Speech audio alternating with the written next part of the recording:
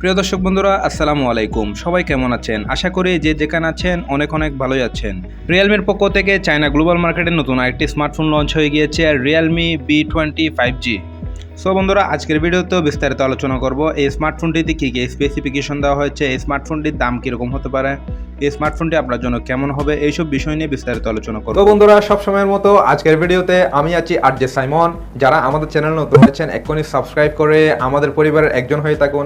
যারা already subscribe করে রেখেছেন তাদেরকে অসংখ্য ধন্যবাদ। সো ভিডিও শেষে জানিয়ে দেওয়া হবে এই স্মার্টফোনটির ভালো দিক এবং খারাপ দিক। এই স্মার্টফোনটি আপনার জন্য কেমন হবে জানতে চাইলে ভিডিওটি শেষ পর্যন্ত দেখতেই থাকুন।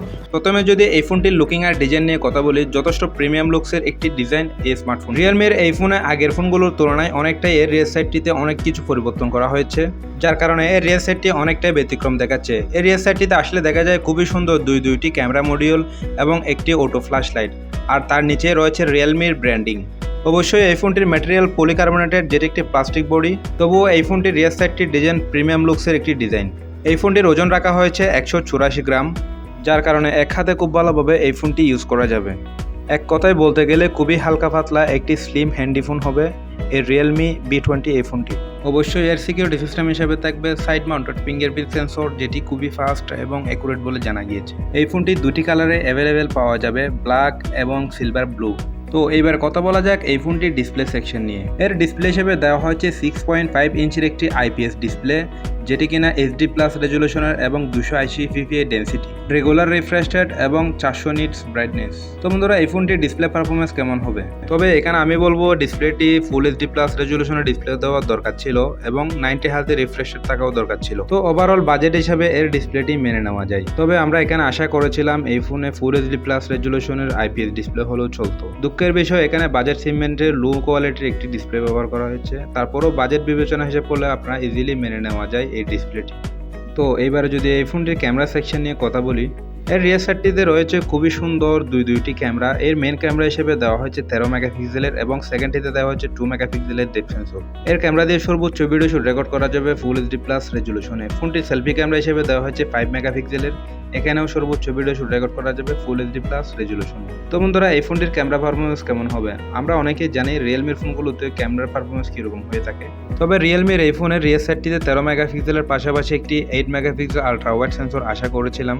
বাজেট কমিয়ে আনার জন্য আর আলট্রা ওয়াইড দেওয়া হয়নি। ওভারঅল বাজেট বিবেচনা হিসেব করলে এর ক্যামেরাটি ইজিলি মেনে নেওয়া যায়। এই ফোনের অপারেটিং সিস্টেম হিসেবে থাকছে Android 12 Realme UI 3.0। এই ফোনটির দুটি ভ্যারিয়েন্টে লঞ্চ হবে, 4GB 128GB এবং 8GB 128GB। এই দুটি ভ্যারিয়েন্টে অ্যাভেলেবেল লঞ্চ হবে। এবার আসা যাক এই ফোনটির প্রসেসরের সেকশনে। এখানে থাকছে MediaTek Dimensity 700 GT 7nm 8 পিক্সেলের বিল করা একটি octa-core CPU, আর জিপিইউ হিসেবে থাকছে Mali G57 MC2। তো এই ফোনটির গেমিং পারফরমেন্স কেমন হবে বলতে গেলে এখানে PUBG, Free Fire, Asphalt 9, Call of Duty এই ধরনের গেমগুলো প্লে করতে পারেন, তবে অতটাও স্মুথলি প্লে করতে পারবেন না। মিডিয়াম গ্রাফিক্সে অনায়াসে খেলতে পারবেন এই ফোনটিতে। আর যারা রেগুলার ইউজার সবসময় ফেসবুক, ইউটিউবিং করেন তাদের জন্য এই প্রসেসরটি যথেষ্ট ভালো পারফরমেন্স করবে। এই প্রসেসরটির স্কোর পয়েন্ট পাওয়া গিয়েছিল 2,16,000-এর কাছাকাছি। তো বন্ধুরা, যারা রেগুলার কাজবাজ করে থাকেন, হালকা পাতলা গেমিং করেন, তাদের জন্য এই প্রসেসরটি দুর্দান্তই হবে। চমৎকার একটি প্রসেসর সবসময় রেগুলার কাজের জন্য। এবারে যদি এই ফোনটির ব্যাটারি সেকশন নিয়ে কথা বলি, এখানে দেওয়া হয় যে 5000 mAh বেশ বড়সড় একটি ব্যাটারি। ফোনটির চার্জার এখনও কত ওয়াটের দেওয়া হবে এখনও সঠিক জানা যায়নি, সম্ভবত 18 ওয়াটের একটি ফাস্ট চার্জার দেওয়া হবে এই ফোনে। এবারে কথা বলি এই ফোনটির মেন টপিক নিয়ে।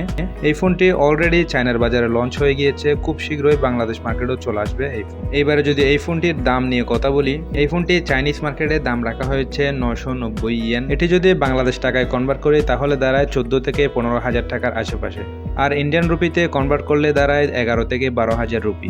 চায়নার বাজারে যেহেতু লঞ্চ হয়ে গিয়েছে, খুব শীঘ্রই বাংলাদেশ মার্কেটে লঞ্চ হয়ে যাবে এই ফোনটি। তো এইবারে যদি এই ফোনটির ভালো দিক এবং খারাপ দিক দুই ভাগে ভাগ করি, তাহলে প্রথমেই বলি এই ফোনটির ভালো দিকগুলো। প্রথমে আমি বলবো এই ফোনটি একটি 5G ফোন, আর দ্বিতীয়ত এই ফোনটির প্রসেসরটি যথেষ্ট ভালোই দেওয়া হয়েছে। আমরা 12-13 হাজার টাকা, 15 হাজার টাকা বাজেটেও এই ধরনের প্রসেসর ব্যবহার হতে দেখেছি, তবে এটি খুবই ভালো একটি প্রসেসর। আর দ্বিতীয়ত এটি অবশ্যই 5G একটি ফোন। আর তৃতীয়ত হচ্ছে এই ফোনটি দেখতে অনেকটা প্রিমিয়াম লুকসের একটি ডিজাইন। আপনি হাতে নিলে খুবই সুন্দর একটি হ্যান্ডি ফোন হবে Realme V20 এই ফোনটি। আরও একটি ভালো দিক হচ্ছে এই ফোনটিতে বেশ বড়সড় একটি 5000 মিলিঅ্যাম্পিয়ারের ব্যাটারি ব্যবহার করা হচ্ছে, এটি একটি ভালো দিক। এবারে যদি খারাপ দিকগুলো নিয়ে যদি বলি, প্রথমে বলবো এই ফোনটির ডিসপ্লে। প্রথম খারাপ দিক হচ্ছে এই ফোনটির ডিসপ্লে। এখানে আইপিএস ডিসপ্লে হলো একটি ফুল এইচডি প্লাস রেজুলেশনের ডিসপ্লে দেওয়া যেত। আর দ্বিতীয়ত এই ফোনের ক্যামেরা। এই ফোনে 13 মেগাপিক্সেলের পাশাপাশি একটা যদি 5 মেগাপিক্সেলের আলট্রা ওয়াইডও দেওয়া যেত তাহলে অনেক ভালোই হতো। তো বন্ধুরা, আমি আপনাদেরকে সবসময় সঠিক তথ্যটা দেওয়ার চেষ্টা করি, যার কারণে আপনারা সবসময় ভালো দিক এবং খারাপ দিক দেখে যাচাই বাছাই করে যাতে একটি ফোন কিনতে পারেন।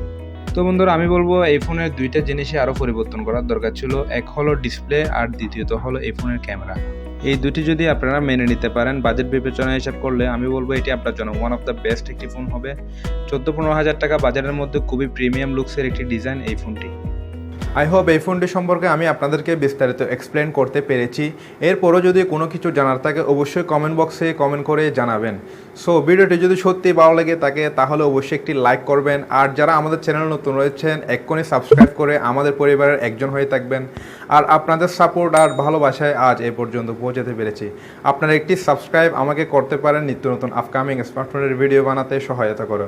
সো দেখা হবে নতুন আরেকটি ভিডিওতে। সবাই ভালো থাকবেন, সুস্থ থাকবেন। আল্লাহ হাফেজ।